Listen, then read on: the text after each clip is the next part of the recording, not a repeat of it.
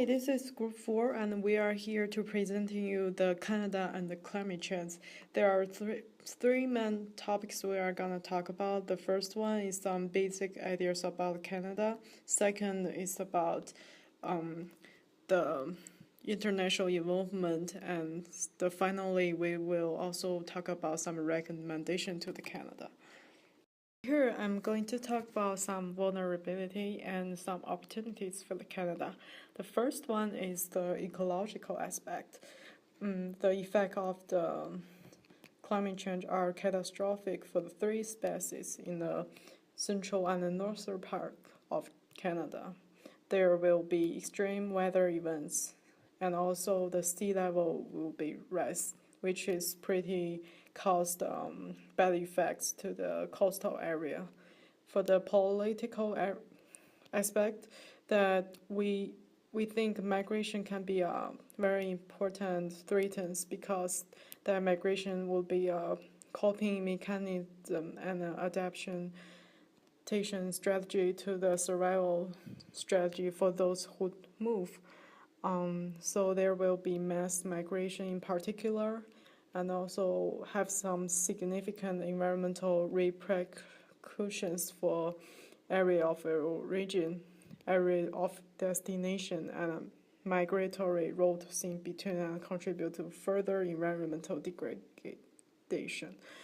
The third one is the social aspect, that the pressure will be increased by the increasing extremely weathers, and also there will be some emergency on the health service and program. The severity of the accidents while hunting and traveling result the injuries and deaths, and psychological stress would be close to the social. And the fourth one is the Canada will spend a lot on the effects that brought by the climate change, such as they have to spend on 5 billion per year on the past lumber, illness, and flooding. The last one is the cultural aspect. The climate change across the Arctic is strongly affecting people in many communities, in some cases threatening their cultural survival. But we also come up with some opportunities. The first one for the ecological is that the appearance of new species will be as much as by the disappearance of current species. The second one is cultural. The climate change leads them in migration of people, make people cultural fusion, so that the people in the different worlds can experience more influence of the other cultures, and also that people will be also learn how to get along with each other. The third one is social. The increasing the severe weather event will make the disaster preparedness and the emergency health service and program more mature, because it's kind of a mechanism that forced people to make up new one and make it better to help people adapt to the health problem they are facing. The fourth one is the agriculture. The increased temperature may cause like some bad effect to the middle part of the earth, but it also like help the people who live north or like extremely south part of earth, that they will have some longer growing seasons for the crops and allow them to produce the new varieties in the agriculture. Finally, for the economical aspect, that people can need more daily use, such as air conditioner, and also the more consume on the products like that will promote economic development and also technology development. And now you might be curious about what did the human do to cause the climate change, and We are here to help you to understand that by giving you some history about Canada and as a developed country, what did they do in the past to the environment. For the pre-industrial economic, that Canada was solely based on the self-sufficient economy. It means that it only produces for its own consumption. Doesn't do any international trade or any international exchange. They were solely based on fur trade, logging, fishing, footwear, and the textile industry. There were lots of Aboriginal people. They solely relied on the hunter gathering, and at that time, the working conditions is very tough. They lack technology. They worked in the bad environment, and also they always experienced illness. This industries has some bad effects for the future, such as deforestation for the future and also the overfishing. Post-industrial. The Industrial Revolution took place during the 18th to the 19th century. It started in the United Kingdom and spread throughout the world. It brought a big change in technology by improvements in machinery and the use of the steam power. As Canada's rural economy, based on the self-efficiency, changed to an industrial economy, it became an increasingly more sophisticated and complex system of production and exchange. Due to the environmental condition and the political condition of the country, it changed the main economy from fishing and production by hand to machines. This opened up many jobs for people.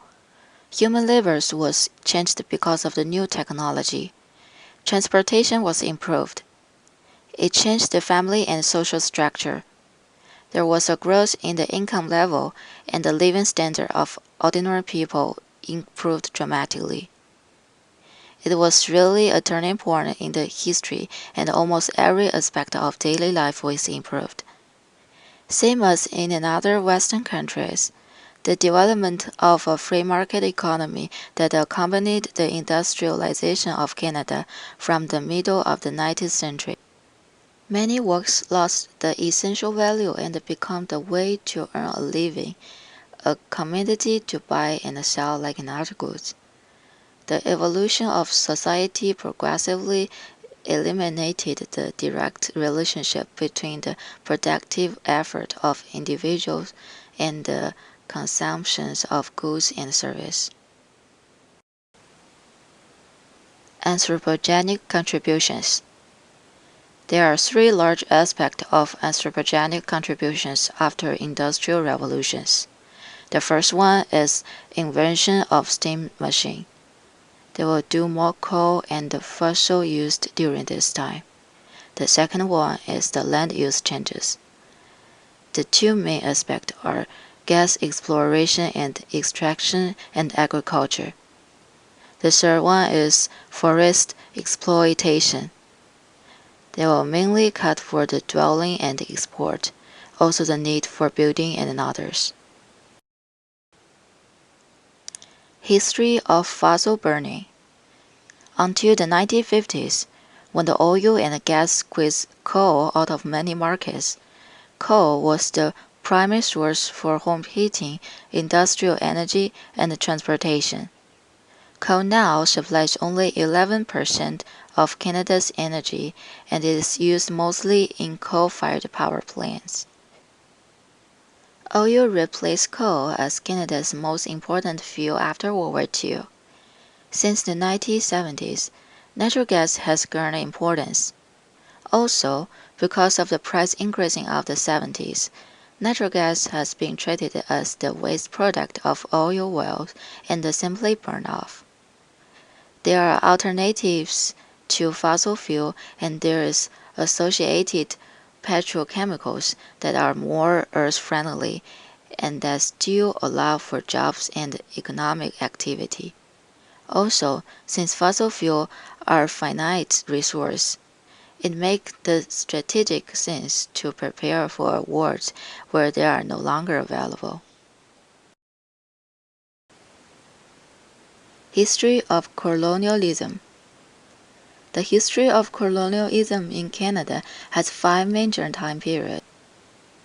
The first period is Portuguese Empire, which is the Newfoundland in the present days.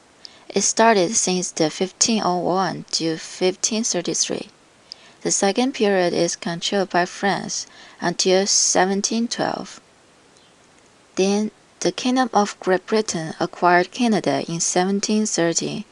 Since 1799, the main colonization country changed to Russia.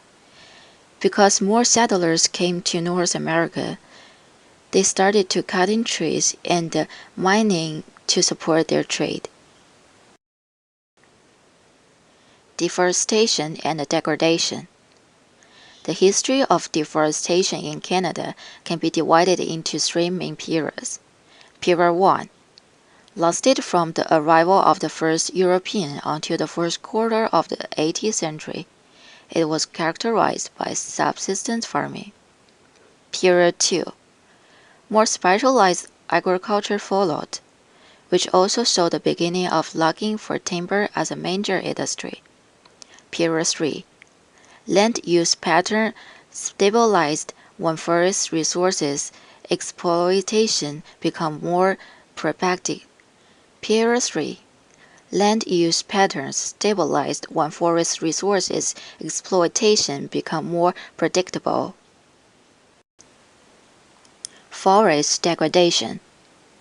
Canada is continuing its work both internationally and nationally to promote sustainable forest management practices, ensure no net loss of forest cover, and prevent forest degradation.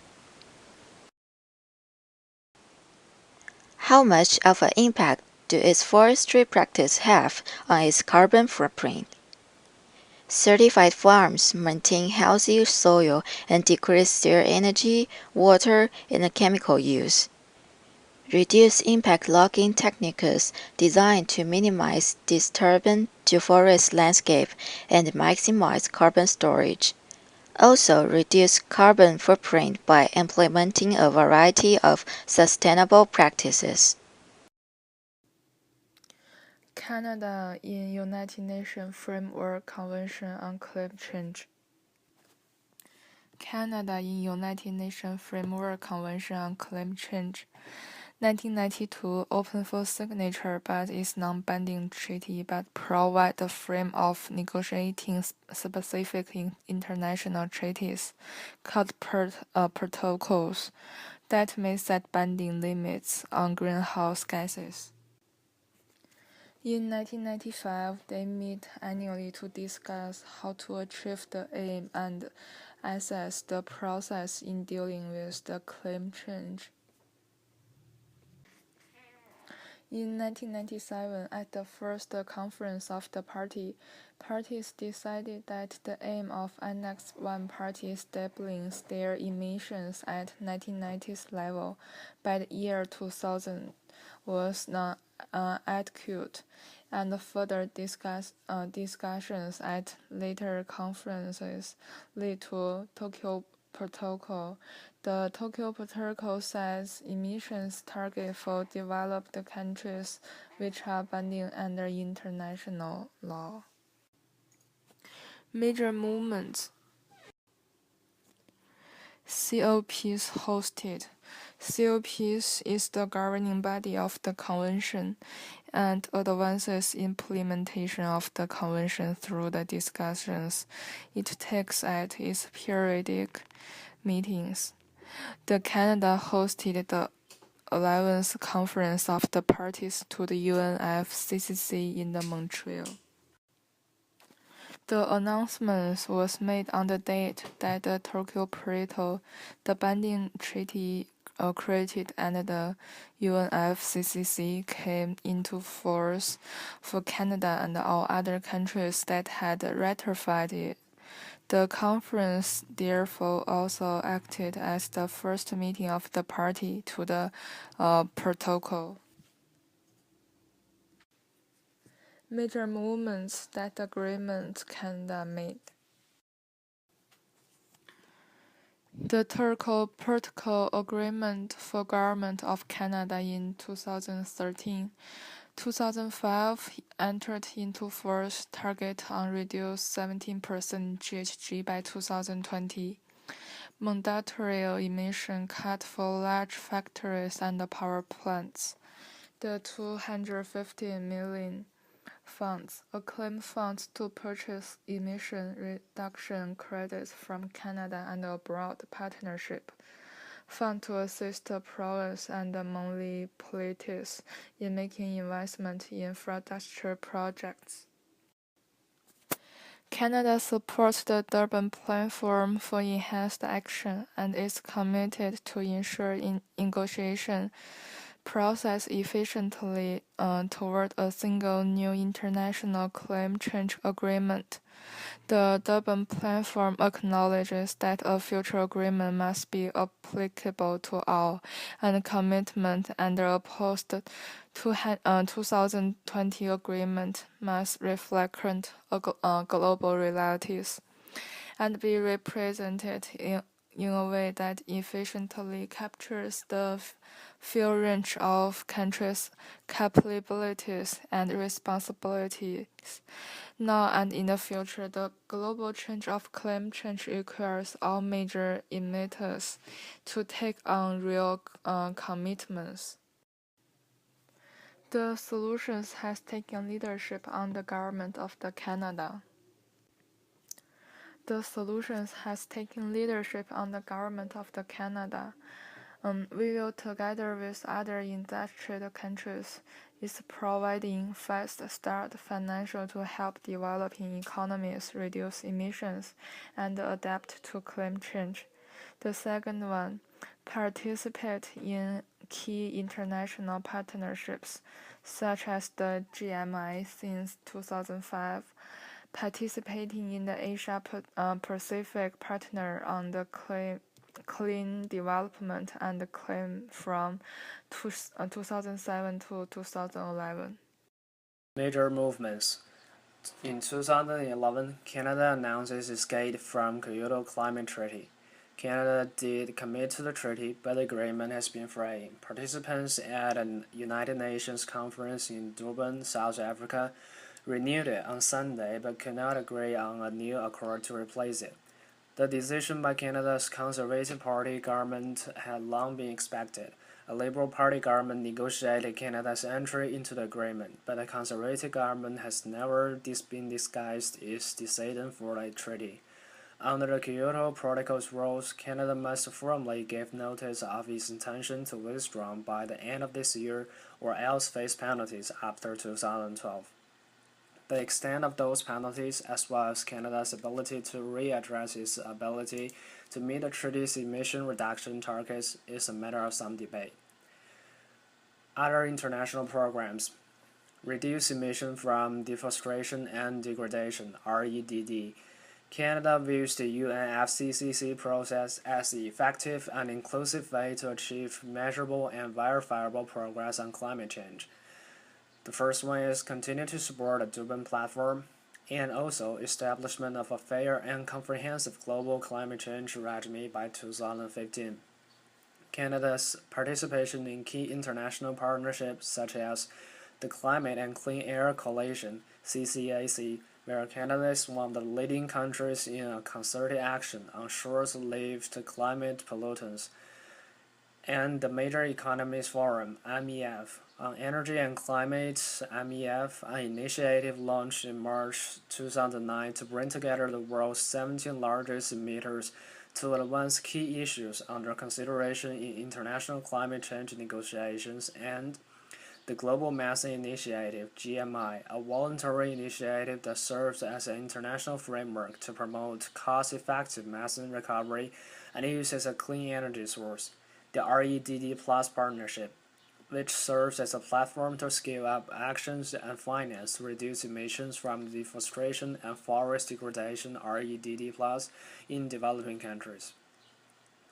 Vulnerable populations versus climate change effect. Health Canada has identified 7 categories of climate-related impacts and the potential effects these can have on health and well-being. The first one is temperature-related mortality and mortality. Second, weather-related natural hazards. Third, air quality. Fourth, water and food-borne contamination. Fifth, vector and borne zoonotic diseases. 6. Health effects of exposure to ultraviolet rays. 7. Socio-economic impacts on community health and well-being. Endangered populations, identified as especially vulnerable to climate change, and they are more likely to rely on subsistence farming or hunting, gathering, and therefore more vulnerable to climate-related changes in food supplies. They are more likely to inhabit lands that may be affected by climate change or sea level rise. They often have lower socio-economic status and poorer health status. They have less infrastructure to cope, and they are often socially marginalized from access to service, including reduced access to health care. Treatment. United Nations Declaration of the Right of Indigenous People. In 2007, legally binding instruments under international law, but reflect commitment of the UN's member states to move in certain directions and significant towards eliminating human rights violations against the planet's 370 million indigenous people and assisting them in combating discrimination and marginalization. Free, prior, and informed consent. Permanent Forum on Indigenous Issues. Indigenous Women. There are 100 recommendations.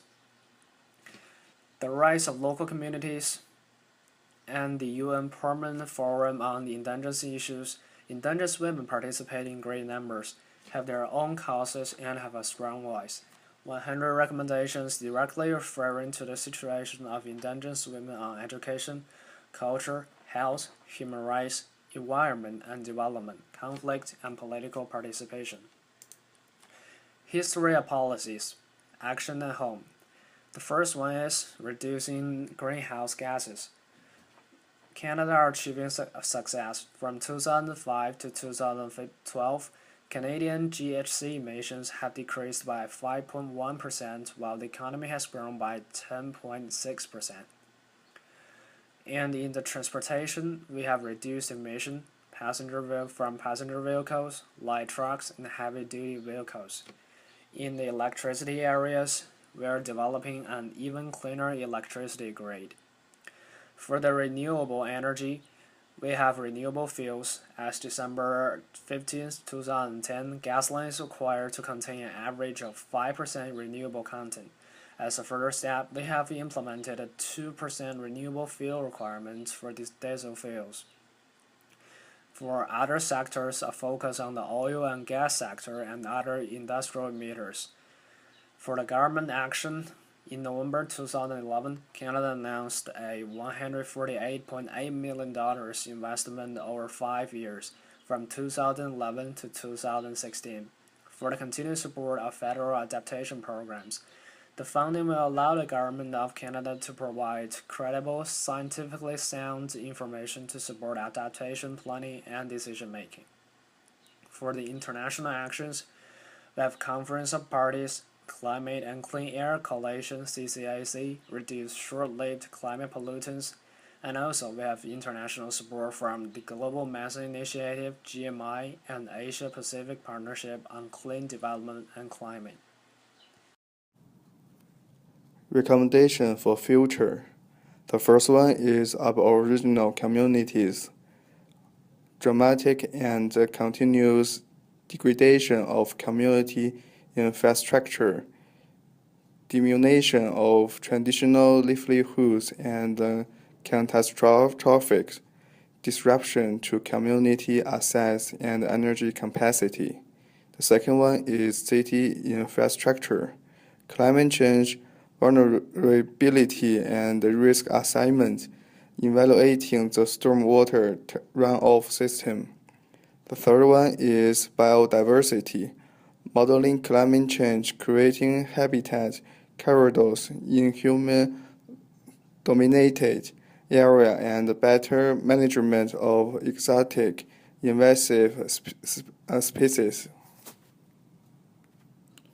Fourth one is freshwater resource, protecting and restoring wetland and nature drainage system, changing the design of human infrastructure to conserve water quality and quantities, and locating new communities and water-intensive industry where water will be plentiful despite the changing climate.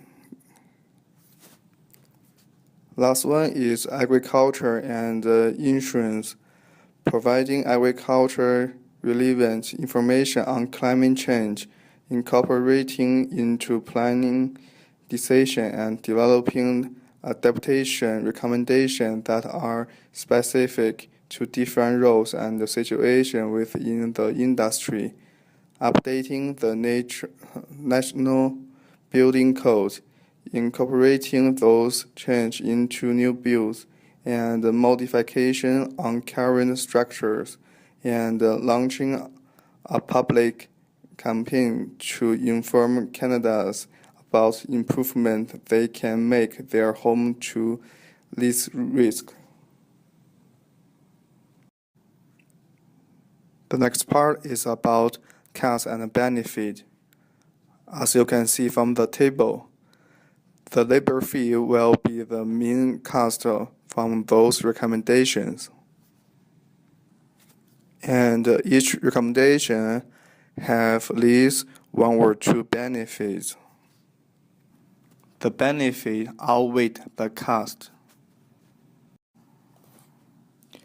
Game theoretic problems. The first one is TED games. Problem between the generations.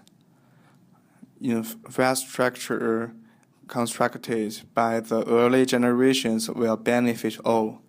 The second one is intergame game. Problem between rich and poor. City infrastructure and water resource built by the society will benefit whole population. The last one is parasitic game.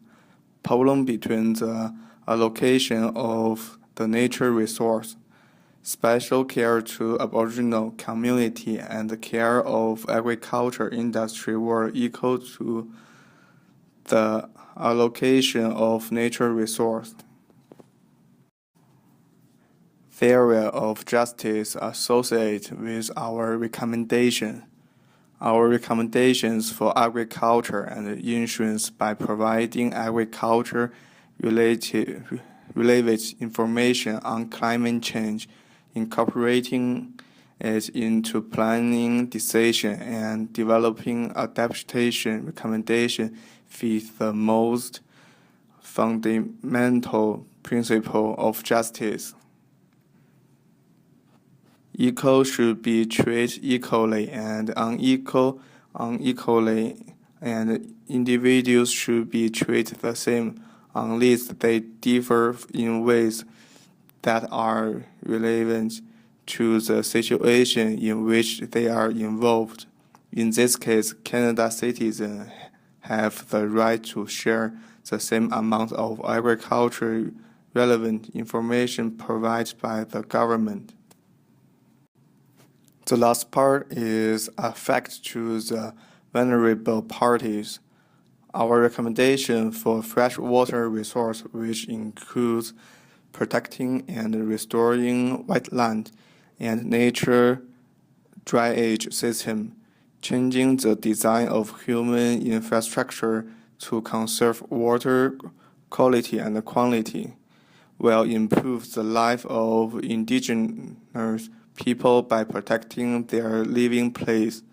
The recommendations for insurance, which includes updating the National Building Code, incorporating those changes into new builds and modification on current structure, and launching the public campaign to inform Canadians about improvement they can make their home to least risk can help the vulnerable party, such women and children, to reduce the risk of loss their home and provide more reliable insurance to them.